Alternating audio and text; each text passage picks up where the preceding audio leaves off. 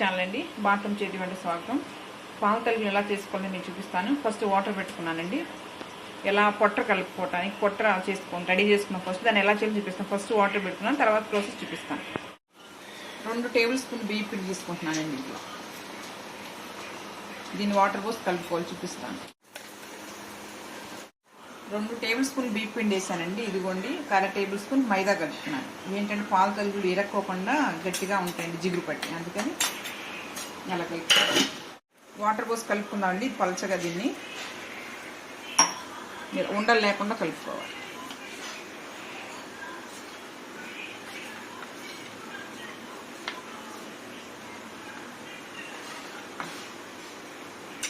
ఇది వాటర్ మరుగుతున్నాయి చూడండి.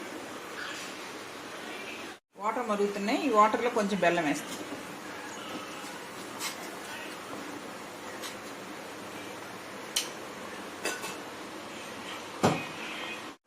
ఇదిగోండి ఇలా బెల్లం వేసాం కదా, ఇవి కలుస్తున్నాయి. బెల్లం పౌడర్ అండి ఇది. ఇది ఎందుకు తిప్పుకుంటున్నాను చూసి.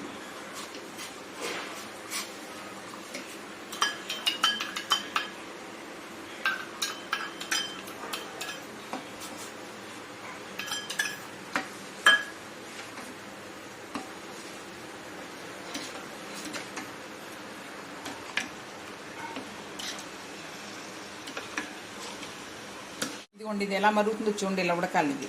అదిగోండి చుట్టూ మరుగుతున్నట్టు తెలుస్తుంది కదా మీకు. ఇట్లా దీనిలో పిండి కలుపుకోవాలి, చూపిస్తాను ఎలా కలుపుకోవాలి. ఇది చల్లారినాక దీనిలో పిండి కలుపుకోవాలి. బియ్యం పిండి అయిపోయిందండి. పొట్టర్ అంటారు దీన్ని. ఇది ఉడకటం అయిపోయింది. ఈ పొట్టర్ ఇందులో పోసుకొని చల్లారాలి. చల్లారిన తర్వాత పిండి కలుపుకోవాలి. ఇలా చల్లారినాక కలిపి చూపిస్తాను పిండి.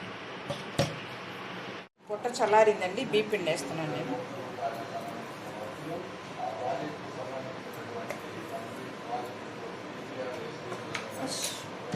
పిండి ఇలా కలుపుకుంటే చాలండి. ఇలా ఉండాలి. మనకి పాల తల్లులు కూడా మెత్తగా స్మూత్గా వస్తాయి అన్నమాట. ఇలా ఉంటాయి. గట్టిగా ఉన్నాం అనుకుంటే అవి కూడా గట్టిగా వస్తాయి. ఇలా చాలు.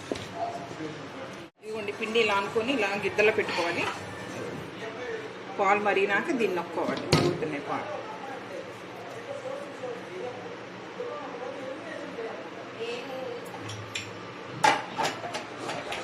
మీరు ఏడుతో నొక్కుంటే చక్రాల గిద్దలతో నొక్కాలి.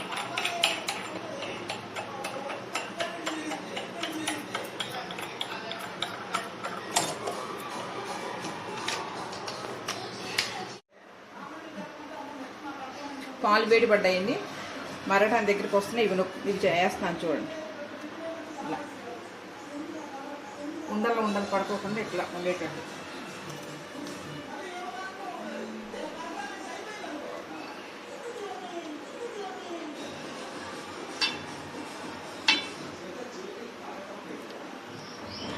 వీటిని గరిటె పెట్టి మాత్రం కదపమాకండి. ఎలా అంటే ఒకటి వేసినాక ఒక టైం తీసుకోండి. మళ్ళీ కొంచెం అది కుక్ అయినాక మళ్ళీ వేయండి. క్లాత్తో తిప్పాలి, పట్టుకొని తిప్పాలి. కానీ మీరు గరిటె పెట్టి తిప్పొద్దు. గరిటె పెట్టద్దు. ఇక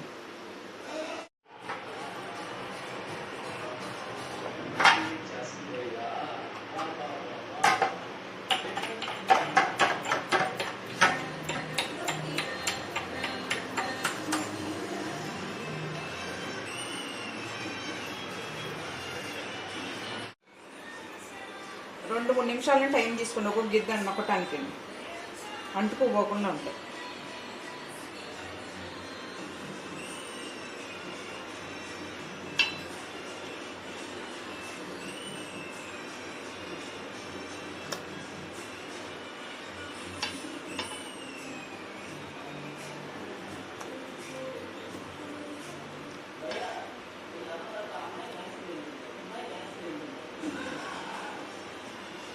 ఇలా తిప్పాలి కానివ్వండి. ఎక్కువ గట్టి పెట్టి తిప్పకూడదు. హైలోనే ఉండాలి. పోయి ఉడకాలి ఇవి మంచిగా. అవి చూసారా ఎలా కదిపబాకండి. కదపకుండా ఉంటే అలాగే ఉడికి ఇలా పైకి పొంగుతాయండి. కదిపిన కానీ చిరిగిపోతూ ఉంటాయి చిన్న చిన్న ముక్కలుగా. ఒక 10 నిమిషాలు ఇలాగే ఉడకనివ్వండి. అది ఎలా ఉడుకుతున్నాయి చూడండి.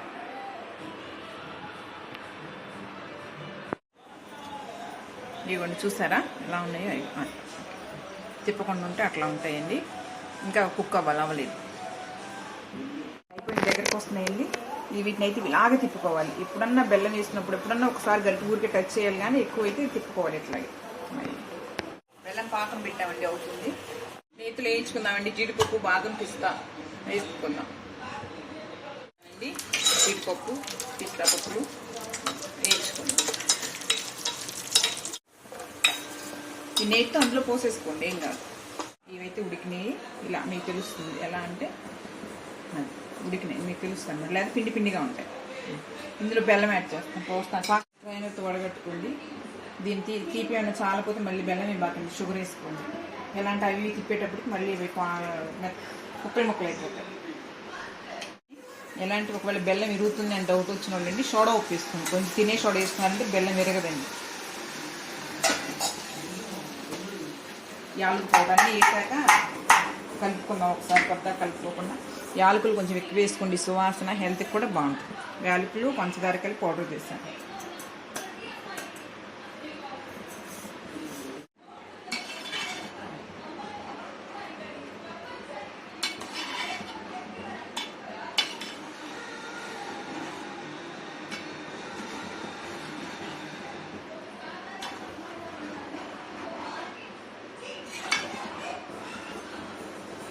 ఇప్పుడు మీకు తీపి చెక్ చేసుకోండి, ఎలా ఉంది, స్వీట్ సరిపోయిందా లేదా.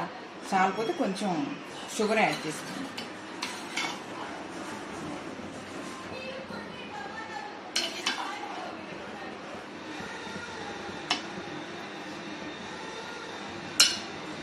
చాలేదండి, నేను కూడా కొంచెం షుగర్ యాడ్ చేస్తున్నాను. ఇలా వేసుకోండి.